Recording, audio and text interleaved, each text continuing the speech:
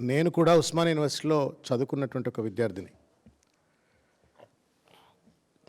అక్కడ double post graduation చదువుకున్నాను. అక్కడే పిహెచ్డి చేసినాను. భగవంతుడి దయ నేను అదే ప్రాంగణంలో ఉన్నటువంటి ఒక ఇన్స్టిట్యూట్ ఆఫ్ పబ్లిక్ ఎంటర్ప్రైజ్లో దాదాపు ఒక 9 ఏళ్ల పాటు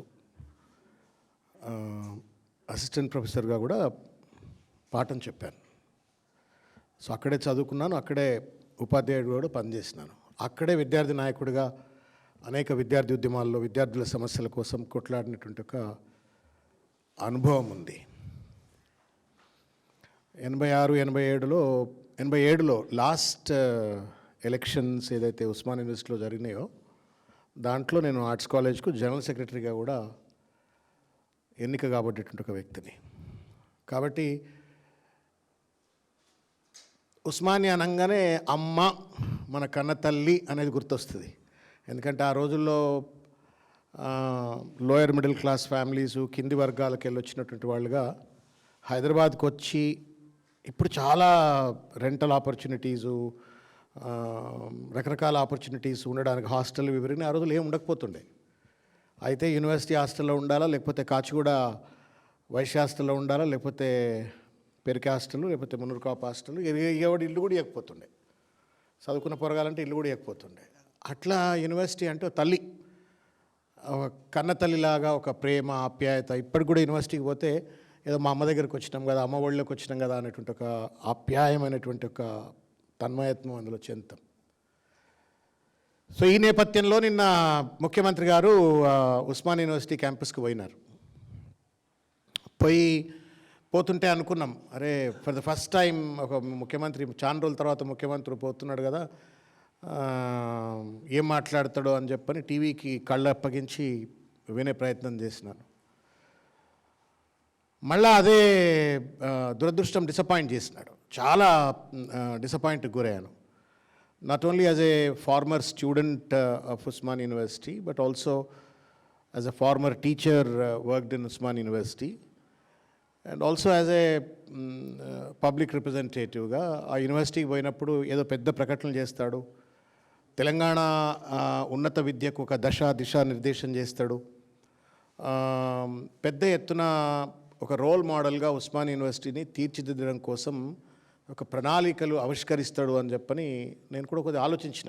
ఎనీ సెన్సిబుల్ పర్సన్ ఎంత కుక్కతో ఒక గుండ్రాయి కట్టినా కానీ అటువంటి ప్రదేశాలకు పోయినప్పుడు సమయం సందర్భోచితంగా మాట్లాడతాడు కదా అనుకున్నాం. కానీ రేవంత్ రెడ్డి గారి నైజం, మీరు ఎలకతోలు ఎంత ఉతికినా నలుపే కానీ తెలుపు కాదన్నట్టుగా ఆ దొరవారు అది ఏం బుద్ధో, మరి ఎవరు నేర్పినరో చదువు, మరి ఆయన గురువులు ఎవరో, ఆయన ఉపాధ్యాయులు ఎవరో, సిద్ధాంతకర్తలు ఎవరో నాకు తెలియదు. కానీ పెళ్లికి ఒకటే డప్పు కొడతాడు, సావుకు ఒకటే డప్పు కొడతాడు.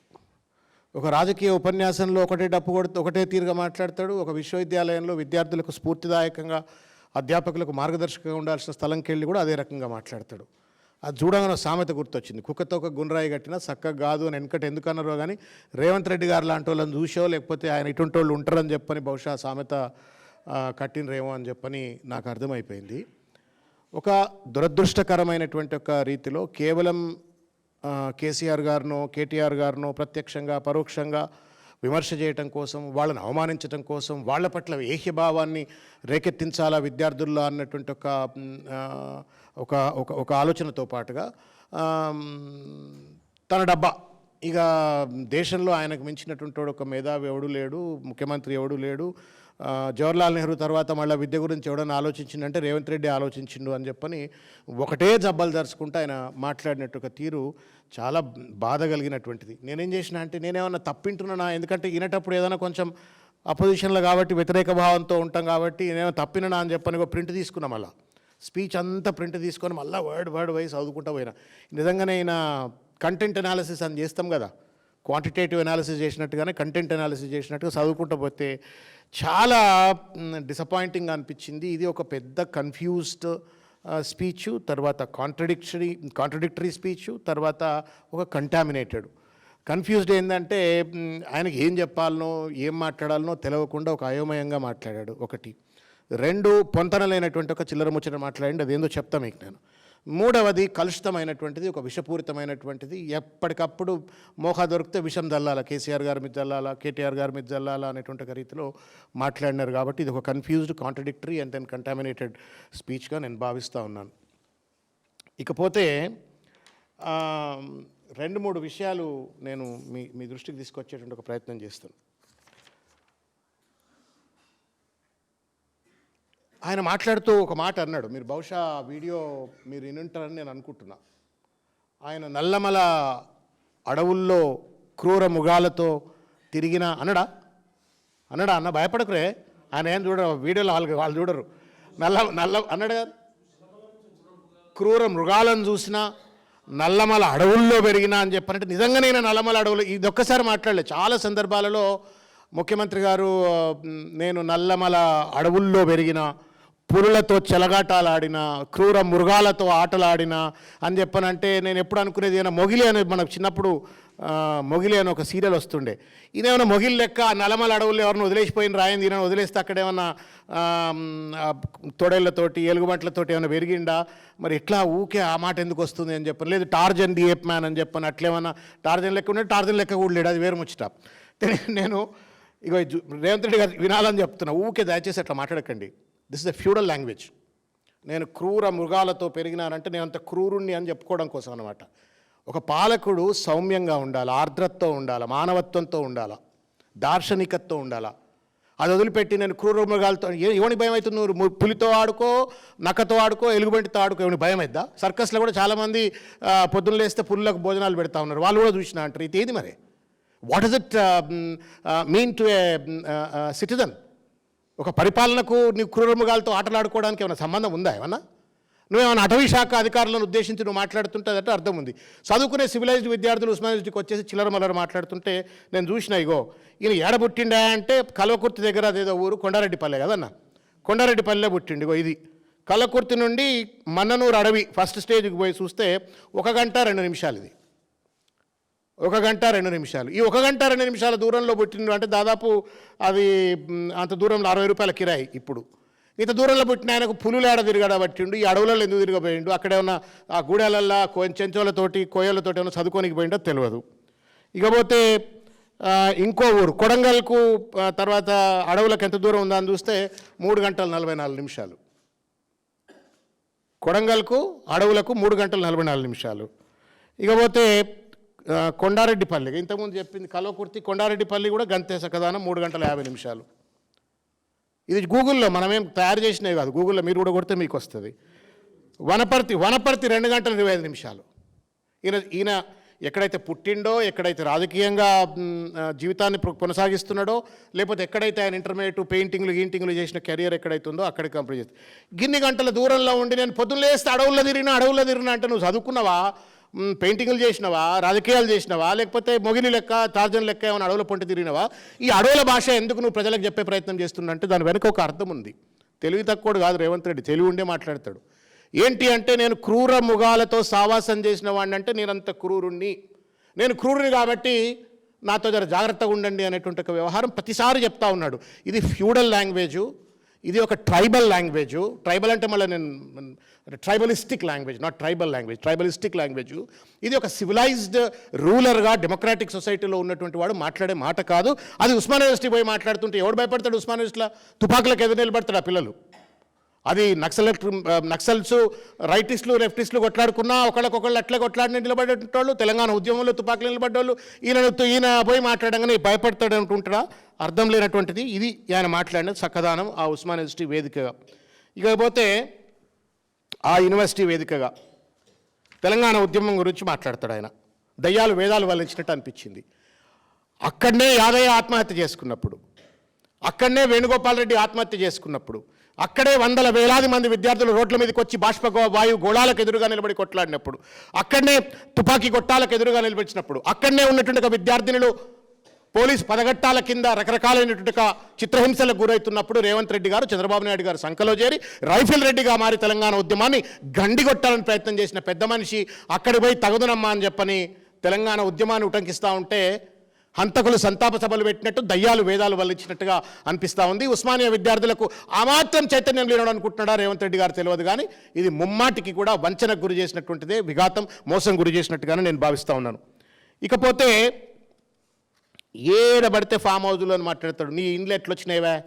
నీ జూబ్లీ హిల్స్లోనే పెద్దమ్మ గుడి దగ్గర మూడు ఇండ్లు వచ్చినాయి. నువ్వేమన్నా ఏం కష్టం చేసినావని ఏమన్నా రూపాయలు పండించినావా? ఇది నువ్వేమన్నా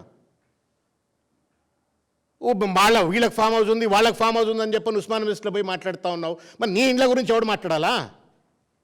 ఇది ఉస్మాన్ యూనివర్సిటీలో విద్యార్థులకు కడుపు పెట్టే భాషేనా? నువ్వు మాట్లాడే తెలివి అంతా వాళ్ళకి తెలియదా? ఇది అక్కడ మాట్లాడినటువంటి ఒక ప్రయత్నం. తర్వాత ఇంకొక విషయం, ఉస్మానియా ఆర్ట్స్ కళాశాల నుంచి నేను గుంటూరులో చదువుకోలేదు. నువ్వు గుంటూరులో చదవలేదు, కొండారెడ్డిపల్లిలో కూడా చక్కగా చదవలేదు, అందరికీ ఎరికేనా. నేను గుంటూరులో చదువుకోలేదు. ఎక్కడ చదివినరు అనేది ముఖ్యం కాదు రేవంత్ రెడ్డి. ఏం చదివినరు అనేది ముఖ్యం కాదు, ఎక్కడ చదివినరు అనేది ముఖ్యం కాదు. నీకు విఘ్నత ఉందా లేదా అనేది. నీ వల్ల నీకు విఘ్నత లేదు. అంత పెద్ద కుర్చీ మీద కూర్చున్న తర్వాత కూడా ఒక పాశవిక మనస్తత్వంతో, ఒక విషపూరితమైన మనస్తత్వంతో పొద్దున లేస్తే కేసీఆర్ కేసీఆర్ కేటీఆర్ కేసీఆర్ కేటీఆర్ ఈ భజన తప్ప నీకు ఇంకొకటి సోయిలైనటువంటి ఒక విషపూరిత మనస్తత్వం కలిగినటువంటి వాడు నువ్వు కొండారెడ్డిపల్లిలో చదివితేంది, నిన్ను తీసుకుపోయి కొలంబియా యూనివర్సిటీలో చదివించినా గంతే బుద్ధి నీది. నీ బుద్ధి అది, నీ బుద్ధి మారదు. విషం నరనరాలను నింపుకొని ఇవాళ ఆ విషయాన్ని ఇవాళ తెలంగాణ ప్రజల మనసుల్లో నాటాలన్న దుర్మార్గమైన ఒక ప్రయత్నం ఇవాళ రేవంత్ రెడ్డి చేస్తున్నటువంటి ఒక పరిస్థితి. ఏం మాట్లాడతాడు? పాలమూరు పేదరికాన్ని చూపించడానికి వాళ్ళని అక్కడికి తీసుకొచ్చేటోళ్ళు ప్రదర్శనలో మా పేదరికాన్ని వాళ్ళ వలసలు పోతున్నామేమని ఎక్స్కర్షన్ అని చెప్పని కేటీఆర్ గారిని ఉద్దేశిస్తూ చిల్లర మల్లగా మాట్లాడుతున్నాడు. రేవంత్ రెడ్డికి తెలియలేదు. Mahabubnagar was one of the most downtrodden and suppressed backward districts. Telangana ఏర్పడేంత వరకు 2014 వరకు నిజంగా కూడా తెలంగాణ చాలా వెనుకబడ్డది. నేను ఐపీఈలో పనిచేస్తున్న కాలంలో వరల్డ్ బ్యాంక్ ప్రాజెక్ట్ ఒకటి మేము ఇవాళ సర్పన్ అంటాం, society for elimination of rural poverty అని చెప్పని. The first project was conceived in institute of public enterprise. దాని కోఆర్డినేటర్గా పనిచేసిన నేను 6 జిల్లాలు అప్పుడు ఉమ్మడి ఆంధ్రప్రదేశ్లో పనిచేస్తే అందులో ఒక జిల్లా ఆదిలాబాద్, మహబూబ్నగర్ తెలంగాణలో ఉంటే ఆ 2 కూడా ఆదిలాబాద్, మహబూబ్నగర్, తర్వాత చిత్తూరు, అనంతపూర్, శ్రీకాకుళం, విశాఖపట్నం ఈ 6 జిల్లాల్లో ఫస్ట్ స్టడీ చేసినాం. నిజంగానే ఆ రోజులు అట్లా ఉంటుండే. ఏ వరల్డ్ బ్యాంక్ వాడు వచ్చినా, ఏ డిఎఫ్ఐడ్ వచ్చినా, ఏ ఇంటర్నేషనల్ డెవలప్మెంట్ ఏజెన్సీ వచ్చినా మహబూబ్నగర్ పోవాలని చెప్పని. ఇవాళ అయాల పేదరికం కోసం మహబూబ్ నగర్కు పోతే 10 సంవత్సరాల కేసీఆర్ పాలనలో మహబూబ్ నగర్కి వాళ్ళ పాలకొల్లు ఎట్లుంటుందో పాలమూరు ఎట్లుంటుందని చెప్పని ఇవాళ చూడడానికి కోసం పోతా ఉన్నారు ఇవాళ డెవలప్మెంట్ ఏజెన్సీస్. అది మోడల్, ఇట్లా ఉంటుంది డెవలప్మెంట్ అని చెప్పని కేసీఆర్ చూపెట్టండి. ఈ తెలివి కేసీఆర్ మన రేవంత్ రెడ్డికి తెలియదు. తెలిసినా ప్రజలకు తెలియనీయకుండా ఇవాళ కుట్రపూరితమైనటువంటి ఒక మాటలు మాట్లాడుతున్నట్టు ఒక ప్రయత్నం. ఇంకోటి ఇష్టం వచ్చినట్టుగా నేను ఇంకో విషయం చెప్తా. తెలివి కల్లా మాట్లాడుతున్నాడా, తెలివి లేక మాట్లాడుతున్నాడా నాకు అర్థం కావట్లా. ఆయనట అధికారంలోకి వచ్చిన తర్వాత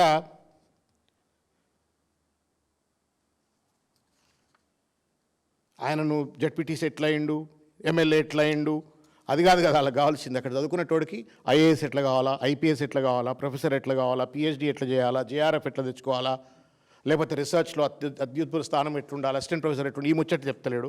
చెప్తూ ఆయన ఏమంటాడు, 4 సమస్యలను ఆయన పరిష్కరించినట్టుగా ఆయన ముచ్చట చెప్తాడు. చెప్తూ జయ జయ హే తెలంగాణ జాతీయ గీతం, ఓకే, దాన్ని ఏం చేసినావు అందరికి ఎరక. 30-40 ఏళ్ల వర్గీకరణ సమస్యను ఆయన పరిష్కరించినట్టుగా చెప్తా ఉండు. రేవంత్ మాదిగా అయిపోయింది. ఇప్పుడు రేవంత్ రెడ్డి కాదు ఆయన. పాపం మందకృష్ణ మాదిగా పోరాటం ఏమీ లేదు, మొత్తం సుప్రీంకోర్టు తీర్పు లేదు.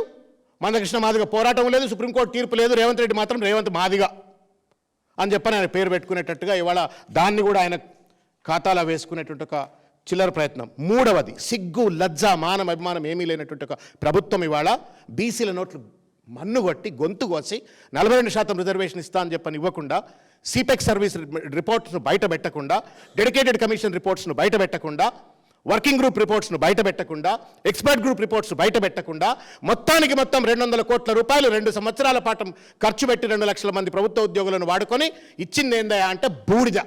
మొత్తం బీసీల నోట్లో మన్నుగొట్టి సిగ్గు ఎగ్గు లేకుండా ఆయన ఏం చెప్తా ఉండంటే నేను సిపెక్ సర్వే చేసినా అని చెప్పని ఆ విద్యార్థుల ముందు చెప్తా ఉన్నాడు. నయవంచన ఇది. వాళ్ళు అనుండకపోవచ్చు, ఆ వేదిక మీద ఉన్న ప్రొఫెసర్లు సప్పట్ల మీద సప్పట్లు కొడితే కొడుతుండొచ్చు కాక, విద్యార్థులు పాపం కింద ఉన్నటువంటి వాళ్ళు కొడితే కొడుతుండొచ్చు కాక, బట్ ఇట్స్ ఎ ట్రూత్. దీంతో పాటుగా ఆయన ఏం చెప్తాడంటే, ఈయన వల్లనే నరేంద్ర మోడీ అట కులగణనలో కాస్ట్ మన సెన్సెస్లో కాస్ట్ ఇంక్లూడ్ చేస్తున్న కులగణన కూడా చేసేస్తుండు అని చెప్పని, ఈయన వల్లనే అని చెప్పని ఏమంటాడో ఇనురుజరు ఒక్కసారి. మనం చేయడం వల్ల కేంద్ర ప్రభుత్వం మీద ఇవాళ ఒత్తిడి వచ్చి 26 సంవత్సరంలో జనగణనలో కులగణన చేర్చాల్సిన పరిస్థితి ఈ దేశ ప్రధానికి కల్పించి ఒక సామాజిక సమస్యకు శాశ్వత పరిష్కారాన్ని చూపించి సిగ్గుండాలండి మాట్లాడటానికి. This has happened because of Nitish Kumar. బీహార్లో ఎన్నికలు లేకపోతే మోడీ సచినా ఇది పెట్టిండేవాడు కాదు. దేశవ్యాప్తంగా గగ్గోలు పెట్టినాం బీసీలం. కేసీఆర్ గారు సాక్షాత్తు ప్రధానమంత్రికి లెటర్లు రాసిండ్రు, రకరకాల రీతుల్లో ఒత్తిడి పెట్టినప్పటికీ కూడా జరగలే. కేవలం నితీష్ కుమార్ బీసీల ఓట్ల కోసం అని చెప్పని నరేంద్ర మోడీని ఒప్పించిండా మెప్పించిండా, లేకపోతే వాళ్ళిద్దరు కూడా పలుకున్నారు కాబట్టి బీసీల ఓట్లు దండుకోవడం కోసం అని చెప్పని దాంట్లో పొందుపరిస్తే దాన్ని కూడా నీ ఖాతాలో వేసుకొని సప్పట్లు కొట్టించుకుంటూ చిల్లర మల్లరగా మాట్లాడడానికి మనసెట్ల నొప్పిందో దయచేసి రేవంత్ రెడ్డి గారు సమాధానం చెప్పాలని కోరుతున్నా. ఇకపోతే దొరల గురించి మాట్లాడతాడు. నాకు బాగా గుర్తు, ఎందుకంటే మర్చిపోలే కొన్ని సంఘటనలు. ఆ మధ్యకాలంలో ఒక ఇంటర్వ్యూలో మా ఇండ్ల ముందు చెప్పులు వేసుకొని ఎవడు పోకపోతుండే అని చెప్పిండు. గుర్తుందా మీకన్నా? గుర్తుంటుంది, మీరు కొట్టి చూడండి గూగుల్లో. మా ఇంటి ముందు ఎవరు కూడా చెప్పులు వేసుకొని పోకపోతుండే. అది దొర్రికం కాదు, అది ఫ్యూడలిజం కాదా, అది ఆధిపత్య అహంకారం కాదా? మళ్ళీ ఆయన వచ్చి ఉస్మాన్ యూనివర్సిటీలో దొరలకు వ్యతిరేకంగా ఒట్లాడము అని చెప్పని ఆయన మాటలు మాట్లాడుతూ ఉంటే దయ్యాలు వేదాలు వల్లించినట్టుంటాయి, నవ్వాలన్నా ఏర్వాలన్నా అర్థం కానటువంటి ఒక పరిస్థితి. ఇక ఇంకొకటి మీరు వినాలా, కేర్ఫుల్ వినాలా. వెనుకబాటుతనాన్ని నిర్మించాలి అని అంటే ప్రతి మారుమూల ప్రాంతంలో విద్యా అవకాశాలు పెంచాలి. ఆనాడు పండిత్ జవహర్లాల్ నెహ్రూ గారు ఎడ్యుకేషన్ ఇరిగేషన్కు ప్రాధాన్యత ఇస్తే ఈనాడు మనం అదనంగా కమ్యూనికేషన్ యాడ్ చేసినాం అంటాడు. అంటే జవహర్లాల్ నెహ్రూ ఏమో ఎడ్యుకేషన్ ఇరిగేషన్ చేసినాడ, మధ్యలో ఎవడేం చేయలేదు. రేవంత్ రెడ్డి వచ్చి కమ్యూనికేషన్ మాత్రం స్ట్రెంథన్ చేసే విధంగా నేను విద్యలో ఇంటర్వెన్షన్స్ పట్టుకొచ్చినా అని చెప్పని మాట్లాడుతూ ఉండు. ఇది ఎవరి చెవులో పూలు పెడతా ఉండు రేవంత్ రెడ్డి గారు? ఎవరి చెవులో పూలు పెడతా ఉండు? ఇకపోతే ఇవాళ విద్యకు సంబంధించిన ఒక పరిస్థితిలో అక్కడున్న విద్యార్థులు అడిగే ప్రయత్నం చేస్తే పోలీసులతో అరెస్ట్ చేయించినారు, విద్యార్థి సంఘాల వాళ్ళని అరెస్ట్ చేయించినారు, చాలామందిని రకరకాల రీతుల్లో దాడులు చేసిన పరిస్థితి, జర్నలిస్టులపైన దాడులు చేసిన పరిస్థితి చూసినాం. ఇవాళ 10,000 కోట్ల రూపాయల ఫీ రియంబర్స్మెంట్ డ్యూస్ ఉన్నాయి. ఇవాళ దాదాపు doctor B R Ambedkar overseas scholarship అనేటువంటిది ఒక పేమెంట్ ఇవాళ జరగట్లేదు. విద్యార్థులు ఆత్మనిర్భరతాభావంతో ఇవాళ విదేశాల్లో నానా ఇబ్బందులకు గురవుతున్న పరిస్థితి. దాదాపు 150 మంది గురుకులాల్లో చదువుతున్న విద్యార్థులు ఆత్మహత్యలు చేసుకున్న ఒక పరిస్థితి. విద్యా బడ్జెట్లో కోత, ఫీ రియంబర్స్మెంట్లో కోత, డాక్టర్ ఓవర్సీస్ అంబేద్కర్ స్కాలర్షిప్స్లో కోత, టీచర్స్లో కోత, స్కాలర్షిప్ల్లో కోత, అన్నిట్లో విద్యా వ్యవస్థను సర్వనాశనం చేసి విద్యా మంత్రిగా ఆయనే కొనసాగిస్తూ ఆయన ఈ రకంగా తప్పుడు ప్రచారాలు చేసే ప్రయత్నం చేస్తూ ఉన్నాడు. ఎంతవరకు న్యాయం అని చెప్పని నేను అడుగుతా ఉన్నాను. మీరు ఒక విషయం లోతుగా ఆలోచించండి. యంగ్ ఇండియా స్కూల్స్ను నేను డెవలప్ చేసినా అని చెప్పని రేవంత్ రెడ్డి చెప్తా ఉన్నాడు. యంగ్ ఇండియా స్కూల్స్ ఏమంటున్నాడు ఆయన? నేను 20 కోట్ల రూపాయలు 100 నియోజకవర్గాలలో ఒక్కొక్క నియోజకవర్గానికి 20 కోట్లు ఇస్తున్నా, 200 కోట్లు ఇస్తున్నా, 100 నియోజకవర్గాల్లో 200 కోట్ల రూపాయల చొప్పున నేను స్కూల్స్ పెడతా అని చెప్పిండు. మొత్తం మీద ప్రతి స్కూల్లో ఎంతమంది అవుతా అంటున్నారు? 2,500 మంది. 2,500 మంది 100 ఎంత? 2,50,000 మంది. ఆయన లెక్కల్లోనే, రేవంత్ రెడ్డి లెక్కల్లోనే నిన్న మాట్లాడుతూ ఆయన చెప్తాడు, ప్రభుత్వ పాఠశాలలో 18 లక్షల మంది విద్యార్థులు చదువుకుంటున్నారు, అంటే 18 లక్షలు చదువుతున్నారు. ప్రైవేట్లో 11,000 పాఠశాలలు ఉంటే 33 లక్షలు, అంటే మొత్తానికి 51 లక్షల మంది విద్యార్థులు బోత్ గవర్నమెంట్ అండ్ ప్రైవేట్ స్కూల్లో చదివితే నేను 2.5 లక్షల మంది విద్యార్థులు చదువుకునేటట్టుగా యంగ్ ఇండియా స్కూల్స్ తయారు చేసి నేను దేశాన్ని ఉద్ధరించిన అని చెప్తూ మరోపక్కన కేసీఆర్ గారు ప్రవేశపెట్టినటువంటి ఒక రెసిడెన్షియల్ వెల్ఫేర్ స్కూల్స్ ఏదైతే ఉన్నాయో దాదాపు 1000కి పైగా వాటినన్నింటినీ వాళ్ళ మూత వేయాలని ఒక కుట్రపూరిత ప్రయత్నం చేస్తూ ఉన్నాడు. ఏ స్కూళ్ళలో అయితే చదువుకొని రెసిడెన్షియల్ స్కూల్లో చదువుకొని విద్యార్థులు ఎవరెస్ట్ని ఎక్కినరో, ఏ స్కూళ్ళలో చదువుకొని విద్యార్థులు ఐఏఎస్లు అయినరు, ఐపీఎస్లు అయినరు, భారతదేశానికి గర్వకారకులైనరో ఆ స్కూళ్ళని బంద్ చేసి వాళ్ళ తన రొమాంటిక్ ఐడియా కోసం అని చెప్పని, తన బ్రాండ్ ఉండాలని చెప్పని యంగ్ ఇండియా అని చెప్పని మహాత్మా గాంధీ, రేవంత్ గాంధీ, ఎందుకంటే యంగ్ ఇండియా మహాత్మా గాంధీ పెట్టిండట. యంగ్ ఇండియా అనే కాన్సెప్ట్ ఆ పత్రిక మహాత్మా గాంధీ నడిపిండు, ఆయన నుంచి నేను పేరు తీసుకున్నా. So Mahatma Gandhi, Revanth Gandhi, young India school, ఆయన యంగ్ ఇండియా పత్రిక. ఎంతమంది అవుతారు? 2.5 లక్షల మంది. మరి 51 లక్షల మందికి ఏం చేయాలా? నేను అడుగుతా ఉన్నా రేవంత్ రెడ్డి గారిని. నీకు నిజంగానే విద్య మీద ప్రేమ ఉన్నట్టయితే, నీకు నిజంగానే కనుక విద్యార్థులపైన ప్రేమ ఉన్నట్టయితే, ఇవాళ ప్రభుత్వ స్కూళ్ళలో ఉన్నటువంటి ఒక దైన్యమైనటువంటి ఒక పరిస్థితిని ఆదుకోవడం కోసం ఏ రకమైన ఇంటర్వెన్షన్ చేసిన సమాధానం చెప్తావా రేవంత్ రెడ్డి? నీ విద్యా కమిషన్ విద్యా కమిషన్ ఉంది కదా ఏదో, వాళ్ళన్న సమాధానం చెప్తారా? ఒకటి. రెండు, ప్రైవేట్ స్కూల్స్లో ఇవాళ విచ్చలవిడిగా దోపిడీకి గురి చేస్తూ ఇవాళ పేద మధ్యతరగతి తల్లిదండ్రుల యొక్క రక్తం కళ్ళ చూస్తున్నటువంటి ఒక స్కూళ్లలో ఇవాల్టి కూడా నువ్వు ఫీ నియంత్రణ కోసం ఏం ప్రయత్నం చేసినావు? సిగ్గుఎగ్గు లేకుండా మళ్ళీ నేను యంగ్ ఇండియా స్కూల్స్ మాత్రం నేను పెట్టినా అని చెప్పని చెప్తా ఉన్నావు. ఇది ఎట్లా సామాజిక న్యాయం అయితే దయచేసి సమాధానం చెప్పమని కోరుతున్నా. అదే వేదిక మీద సామాజిక న్యాయం గురించి మాట్లాడుతున్నాడు ఈ పెద్ద మనిషే కదా. ఒకానొక సందర్భంలో ఒక మీటింగ్లో మాట్లాడతాడు, అన్ని రాజకీయ పార్టీల్లో ఒకటే కులం రాజ్యం వెళ్ళాలని చెప్పింది ఈ పెద్ద మనిషేనా? అది సామాజిక న్యాయం అంటారా, సామాజిక అన్యాయం అంటారా, సామాజిక మోసం అంటారా? ఆ రకమైన సామాజిక అన్యాయానికి వేదిక వేసే విధంగా మాట్లాడి కాంగ్రెస్లో ఉన్నటువంటి ఒక బీసీలను, ఎస్సీలను, ఎస్టీలను అందరినీ గొంతు కోసి పెట్టుబడిదారులకు పెద్దపీట వేసి ఇవాళ రాష్ట్రంలో ఉన్నటువంటి అనేక పదవుల్లో ఇవాళ కేవలం ఆధిపత్య వర్గాలకు మాత్రమే స్థానం కల్పించి ఉస్మానియా దగ్గర బొంగన మాత్రం ఇవాళ సామాజిక న్యాయం అని చెప్పని మాట్లాడితే నవ్వాలనా ఏడవాలనా? ఎవరిని మోసం చేద్దామని చెప్పి ప్రయత్నం చేస్తా ఉన్నారు రేవంత్ రెడ్డి. ఇకపోతే నేను రెండు ఇంపార్టెంట్ విషయాలు నేను మీ దృష్టికి తీసుకొచ్చేటువంటి ఒక ప్రయత్నం చేస్తా, దయచేసి కొంచెం ఓపికగా వినాలని చెప్పని కోరుతున్నా. ఆయన చాలా పెద్ద ఎత్తున ఒక అంశాన్ని మాట్లాడే ప్రయత్నం చేసినాడు. అదేంటి, యంగ్ ఇండియా స్కిల్ యూనివర్సిటీ గురించి మాట్లాడండి అన్న. మీరు కేర్ఫుల్గా వినాలి, ఎందుకంటే మీరు జర్నలిస్టులు, మీకు అంత టైం ఉండదు, రీసెర్చ్ చేసే టైం ఉంటుందో ఉండదో. But I have done a little bit of work, so I want you to look at it.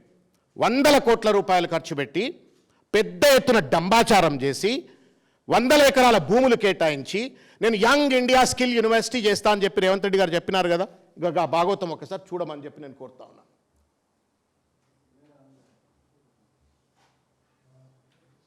Board of governors మీకు తెలిసిన వాళ్ళే, వీళ్ళంతా పెద్ద మనుషులు. అందులో ఆనంద్ మహేంద్ర, శ్రీనివాస్ రాజు, మనీష్ సబర్వాల్, సంజీవ్ బిక్చందాని, కల్లం సతీష్ రెడ్డి, ఇంకెవరో పెద్ద మనుషులంతా చాలా పెద్ద పెద్ద వాళ్ళంతా ఇందులో ఉన్నారు. అబ్బా వీళ్ళందరూ ఉంటే నిజంగానే ఏమైనా ఉద్ధరిస్తారేమో అని చెప్పని అనుకున్నాను.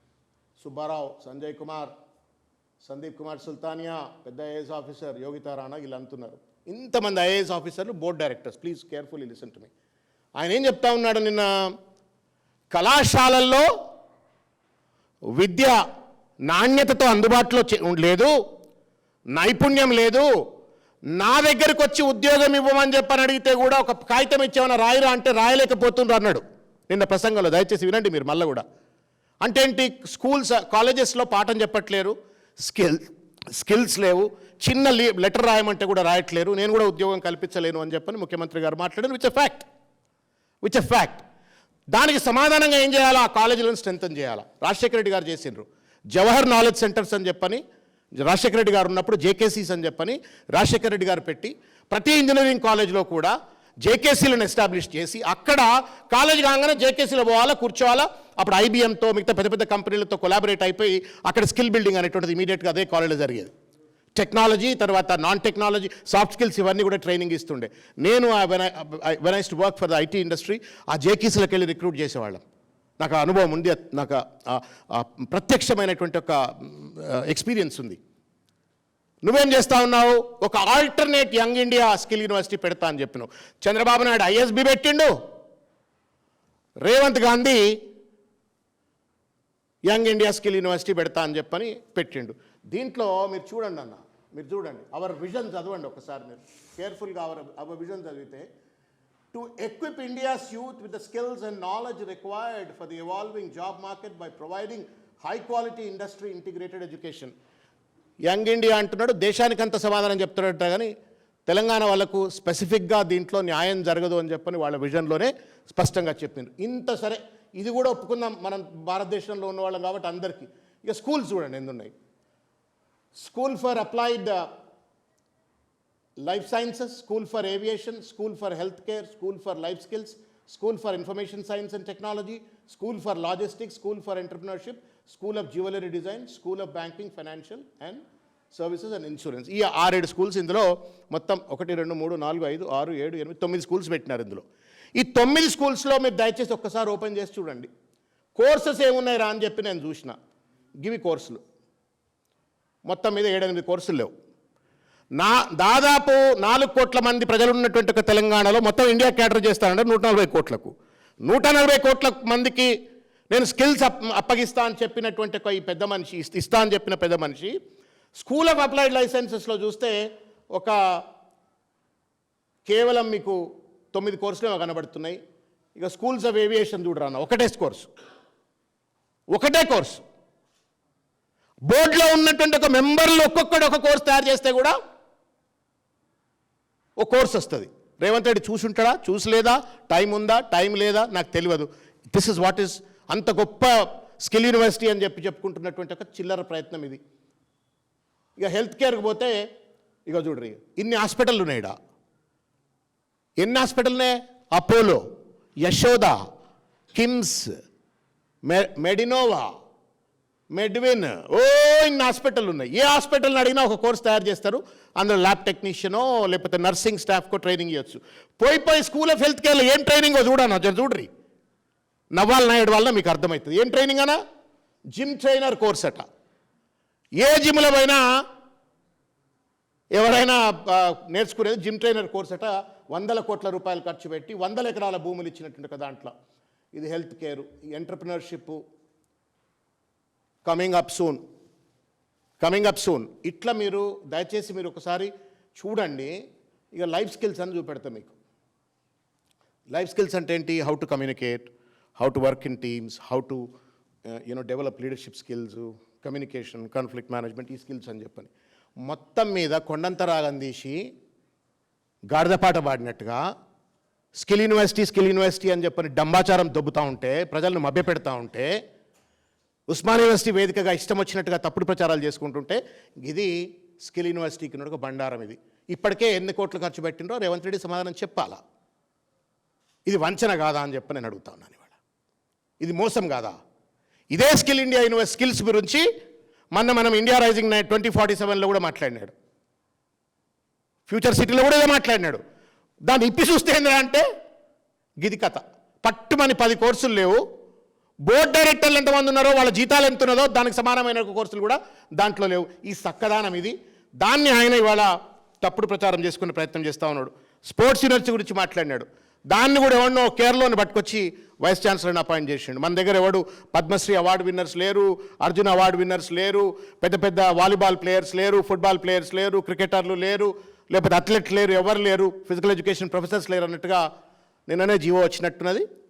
ఆ జీవోలో ఎవరినో కేరళని పట్టుకొచ్చి పెట్టిండు. తెలంగాణ పైన ప్రేమ లేదు, తెలంగాణ దేనికి పనికిరాడు అనే ఒక భావనను నిన్న రేవంత్ రెడ్డి గారు తీసుకొచ్చిన పరిస్థితి. ఇకపోతే ముఖ్యమైనది మీ దృష్టికి తీసుకురావాలని చెప్పని ఒక ప్రయత్నం చేస్తున్నాను. నేను కూడా పల్లెటూరుకి వెళ్ళి వచ్చినండి. తెలుగు మీడియంలో చదువుకున్నా, నల్గొండలో జూనియర్ కాలేజీలో చదువుకున్నా, తర్వాత నల్గొండలో ఎన్జీ కాలేజీలో చదువుకున్నా, ఉస్మాన్ యూనివర్సిటీకి వచ్చిన. There were occasions where MBA చదువుకుంటున్న సందర్భంలో చాలామంది పిల్లలు బాగా ఇంగ్లీష్ మాట్లాడుతుండేవాళ్ళు.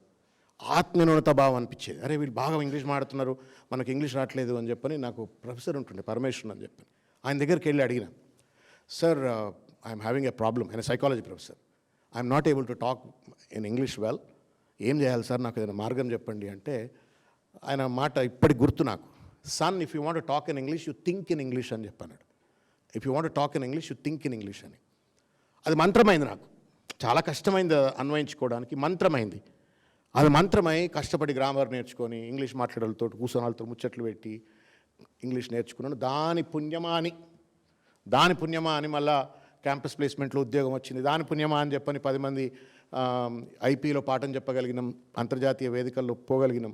ఆ పుణ్యమా అని చెప్పని ఆ చిన్న మంత్రం వల్ల. That is the power of the language English. Revanth Reddy ఏం మాట్లాడతారండి? ఒక చీఫ్ మినిస్టర్, ఒక ఉస్మాన్ యూనివర్సిటీకి పోతావు, యంగ్ ఇండియా రైజింగ్ సమ్మిట్లో ఇంగ్లీష్లో మాట్లాడతారట ఆయన. ఉస్మాన్ యూనివర్సిటీలో బీసీలు, ఎస్సీలు, ఎస్టీలు చదువుకునే దగ్గర మాత్రం మీకు ఇంగ్లీష్ రాకున్నా పర్వాలేదు అని చెప్పని అంటున్నాడు.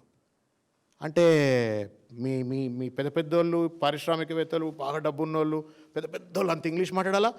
బీసీలు, ఎస్సీలు, ఎస్టీలు చదువుకునే విశ్వవిద్యాలయాల్లో ఇంగ్లీష్ రాకున్నా పర్వాలేదా? ఇదేం పైత్యమా? ఇదెక్కడ విద్య? ఇదెక్కడ దార్శనికత? అసలు తెలివి ఉందా, తెలివి లేదా? ఈజ్ అన్ ఎడ్యుకేషన్ మినిస్టర్, విద్యాశాఖ మంత్రి ఆయన. మరి దాని మీద కూర్చున్న వాళ్ళు సప్పట్లు పట్ట కొడుతున్న అంత ప్రొఫెసర్లే. మరి వాళ్ళకేం చెవులకు ఏమి వినబడ్డదో అర్థం కావట్లే, ఆయన ఏం చెప్పిండో అది ఏం సోత్యం అనిపించిందో అర్థం కావట్లే, ఒకటే చప్పట్లు కొడతా ఉండరు. నేను ఎందుకు ఈ బాధ ఏమంటాడు చూసిండ్రా? అది కూడా కేటీఆర్ గారిని టార్గెట్ చేయడమే. మళ్ళా గుంటూరు కేటీఆర్ గారిని టార్గెట్ చేయాలా? అది దేవుడిచ్చిన వరం ఆయనకు. మరి ఏం చేస్తాడు ఆయన? ట్రంప్తో మాట్లాడగలుగుతాడు, ఇవాంకా ట్రంప్తో మాట్లాడగలుగుతాడు, ఎల్లమ్మతో కూడా మాట్లాడగలుగుతాడు కేటీఆర్ గారు. ఆయన కంఫర్ట్ ఉంది. నీకేంది? లాగులలో తొండలేయాలా, పేగులు నడవకేసుకోవాలా, పొట్ట జీల్చాలా, ఇది నీ భాష. నీకు వచ్చింది కదా ఒక్కటే. మరి ఆయన ఇది కూడా వచ్చు, ఈ భాష కూడా వచ్చు అవసరమైతే, కానీ మాట్లాడాడు విఘ్నత, అది కూడా వచ్చు ఆయనకు. మరి నీకు రాకపోతే ఎవ్వడికి రావద్దనంటే, అదేదో సినిమా ఉంది మగధీర సినిమా, నాకు దక్కంది ఎవరికి దక్కొద్దని విలంగా అంటాడు కదా. నీకు రాదు కాబట్టి ఇంకా ఎవరికి రావద్దు. ఉస్మానియా చదువుకునే పిల్లలు, కాకతీయ చదువుకునే పిల్లలు ఎవరికి ఇంగ్లీష్ రావద్దని మాట్లాడే సంస్కారం ఎక్కడిది? విఘ్నత ఎక్కడిది? అసలు ఏమైనా మెదడుండి మాట్లాడుతున్నారా? ఇదే కంచాయిలయ్య గారు, I have a great respect to him. పొద్దున్న లేస్తే కంచాయిలయ్య గారు మేము చదువుకుంటప్పటి నుంచి చెప్తుండే ఈ మాట. I was doing PhD one was assistant professor in Osmania university. Arts కాలేజ్లో డేటా సెంటర్లో పక్క కూర్చొని మాట్లాడుతుంటాం సార్ తోటి. ఆయన ఒకటే అంటుండే, ఇంగ్లీష్ నేర్చుకోరా భయ్ మీరు ఫస్ట్ అని. ఆ మంత్రం అప్పుడు అన్నాడు, ఇప్పటికి కూడా అదే అంటుండు. 80 ఏళ్ళ వయసుకు వచ్చి ఉంటాడు, ఇప్పటికి కూడా అదే మాట అంటాడు.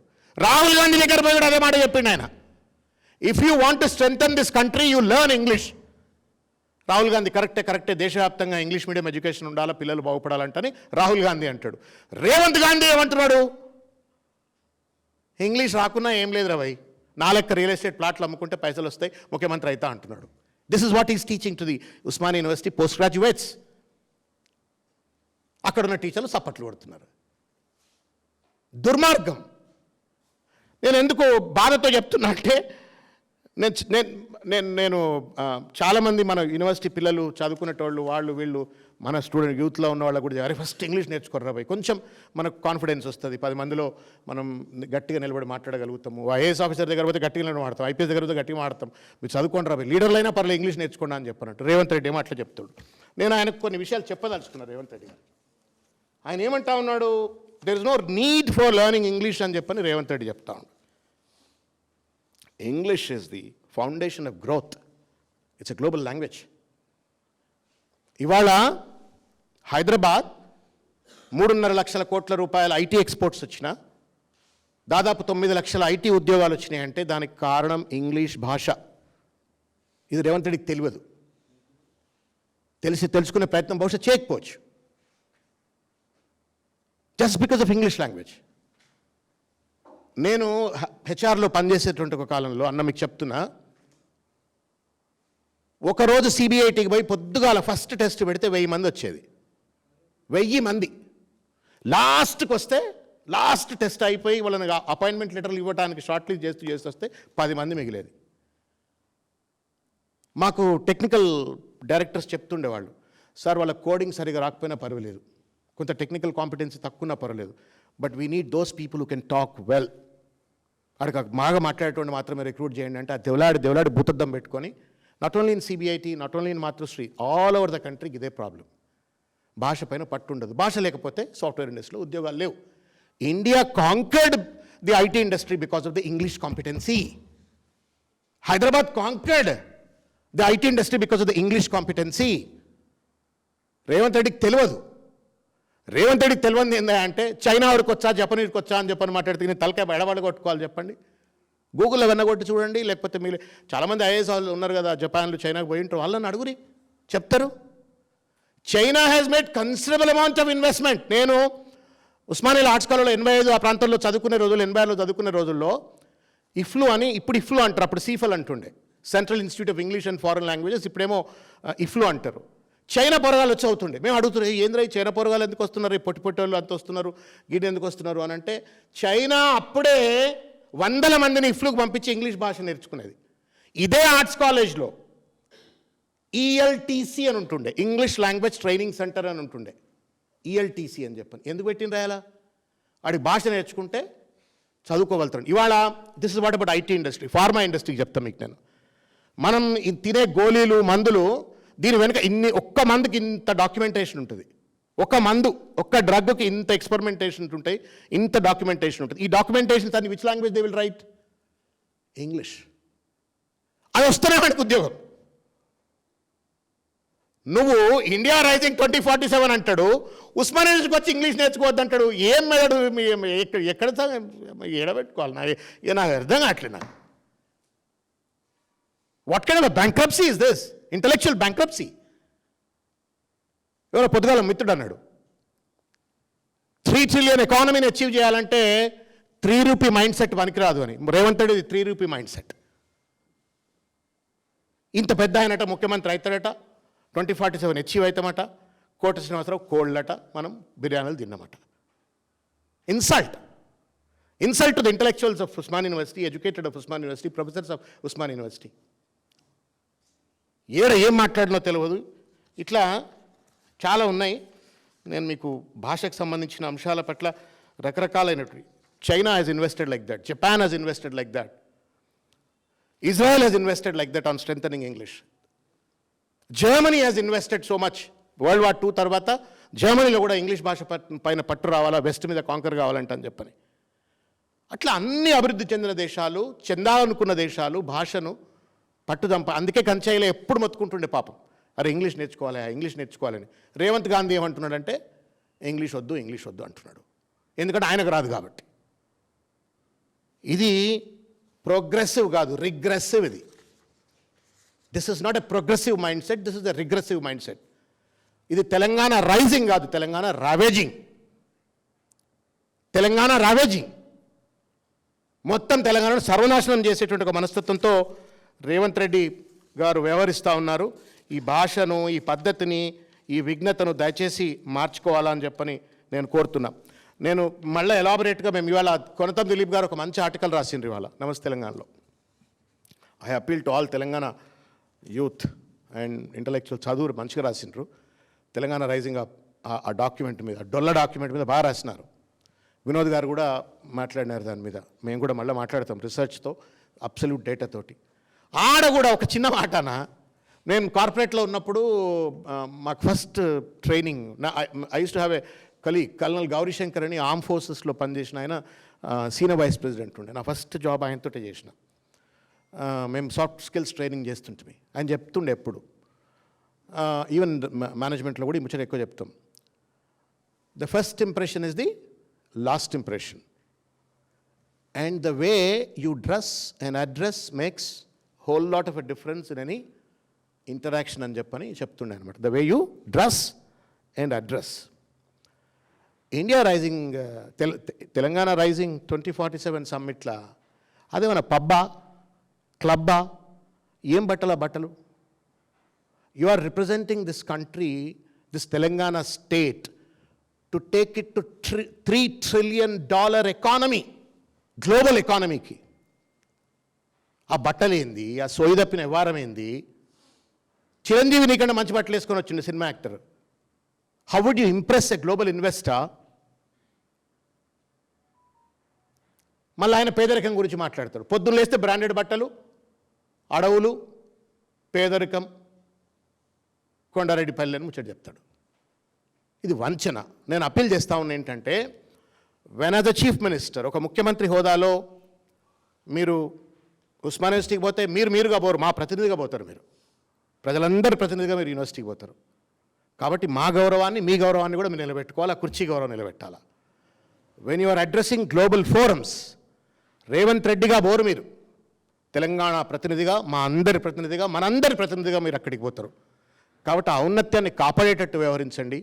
చిల్లరమల రాజకీయాలకు ప్రతిదాన్ని వేదిక చేసుకొని, ప్రతి దాంట్లో కేటీఆర్ గారిపైన భజన చేస్తూ, విషం చెంబుతూ పరిపాలన కొనసాగిస్తే తెలంగాణకు లాభం జరగదు, నష్టమే. దీని నుండి కాపాడుకోవాలా. రైజింగ్ కాదు, రావేజింగ్ దిశగా తెలంగాణను తీసుకుపోవద్దు. Thank you.